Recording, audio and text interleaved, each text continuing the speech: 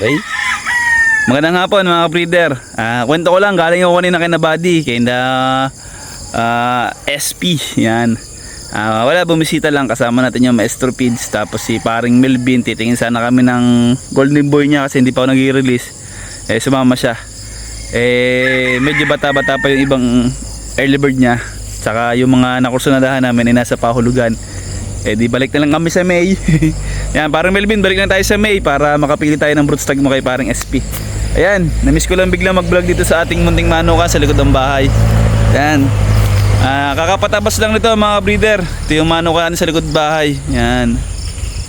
Ito yung dati kong range, yung TP na goma nandito din. Yan guys. Tika, ipeplex lang natin na maganda. Yan guys, yung ating munting manukan dito. Kakalay-kayin pa. May pamangking ko po yun, yung kumakaway. Ayan, kakalay-kayin pa bukas guys. Pero sa unahan, nakapagkalay-kayin na tayo. Ayan. Ito yung napapanood nyo sa vlog ko. Sa likod bahay lang to guys. Ayan. Guys, namimiss ko yung mga manok natin dito. Pag matured na yan dun sa taas, bababa ko na dito yung mga manok para pagka may darating, malapit-lapit yung pipikapan nyo. Hindi na tayo aahon ng bundok. Guys, pag-iba na yung ating breeding area. Bala ko ganito na lang yung gawin natin para malinis. Lahat ganyan na lang. Gagawin natin siyang bakod kasi mali yung pwesto nito eh. Magiging hilis, dapat nakalibel pantay pa paron. Kaya lang mali yung unang gawa natin. Di bale, gibayin na lang natin at ayusin natin.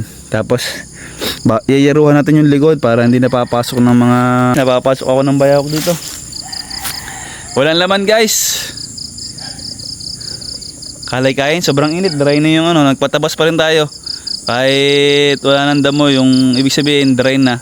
Para presentable tinan, saka pag magkakord tayo para walang sumasabit. Yun nga pala mga breeder, nakikita nyo wala nang mga hapunan, papalitan na rin natin yan. Nagpakuha tayo ng kawayan, usiw ang tawag dito, yung kawayan na bilog na makakapal na maliliit. Tapos palit tayo ng tali para sigurado, baka kasi masayang yung ating pag-aalaga ng 8 months sa tali laang. Saka yung paltak, i-check nyo din. Ayun mga breeder, punta tayo sa favorite spot natin. Dito lang tayo manukan. Giba-giba na yung mga bakod ko guys. Pag nagka-budget ako, ibabakal ko na yan para hindi na papalit-palit. Ahon tayo sa ating favorite spot. Yan. Naging favorite spot ko to kasi pagka yung hapon, ngayon ng oras, pag nagmumuni-muni ako, dyan ako tumatambay.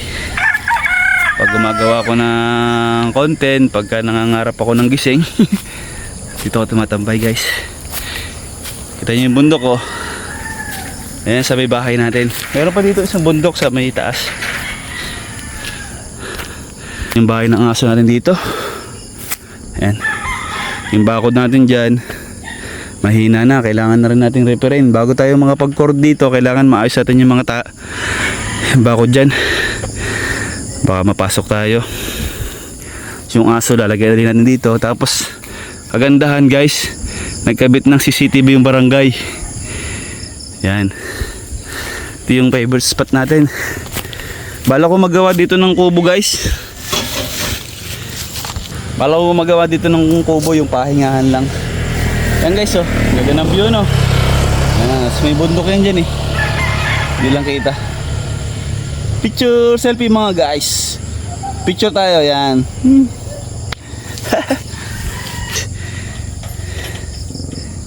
Hindi pa sila ganun kaganda yung damo guys kasi summer. Yan, may bundok dyan guys, oh. Tapos may bundok din sa kabila. Napapalibutan kami ng kabundukan guys.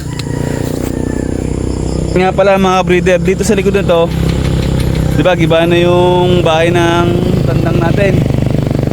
Baka ang gawin ko dyan guys, gawin ko tong pullet area.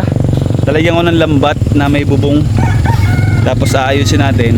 para hindi nakakaalpas. Kaya kuya din pulit area. Ang problema ko lang, daan kasi ito ng baha eh. Yan o, daan ng baha pababa. Hindi ko alam kung ano maganda ito, kung aso pa din na ilagay ko. Tignan natin sa banda-banda dyan. Iba ano yung ginawa ni parang may nakulungan ng aso ko. Yun na lang matibay, yung kay Star. Ayan o. Guys, makalat na dito. Makalat pa. Hindi pa nakakapaggawa. Parang gusto ko maggawa dito ng isang kubo na pahinga. Kaso mainit dyan, kagatanghali. Ayun, pero gusto ko maggawa talaga dito. Para pagka inabot dito sa dulo, pag mamimili tayo, makaupo tayo. Tapos maglalagay ako dito ng gripo. Tapos siguro lutuan para kunyari ano, nasa ibang lugar kami ng asawa ko. Dito siguro magawa tayo dito sa pwestong to. Ayan dito. Siguro dito gawa tayo dito ng kubo, maliit na kubo. Ayan. So lagyan natin, linyahan natin ng kuryente. Hindi, bili na lang tayo ng solar na may radyo para solar na radyo pala. Para ano, yung may patugtog tayo dito. Guys, yung aking manukan sa likod. Ang aking munting bantay si Star. Star, hilingan mo ang pagbabantay ha pag may nakakordo tayo ha. Huwag ka mag-alala, bubusugin kita palagi. Masarap syempre yung ulam niyan guys.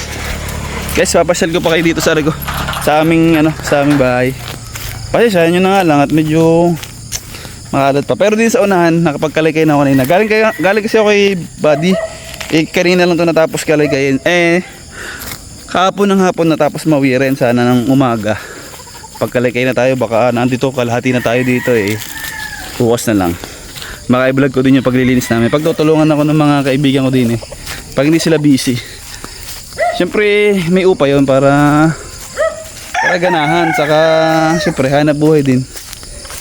Wala din namang masyadong hanap buhay dito sa amin. Kundi halaman, baboy, baka, manok, yan. Yan guys. Guys, makalat. Baka mabash ako. Yan, makalat guys Yan yung hapunan Ito mga buhangin yan guys. Yung hapunan napasum. Hapunan. Yan, 10 pesos ang isa. Nagpakuha ko. Guys, sa mga hindi pa nakakita ng ating gradas, hindi pa siya tapos. Malabas nga ng ilaw.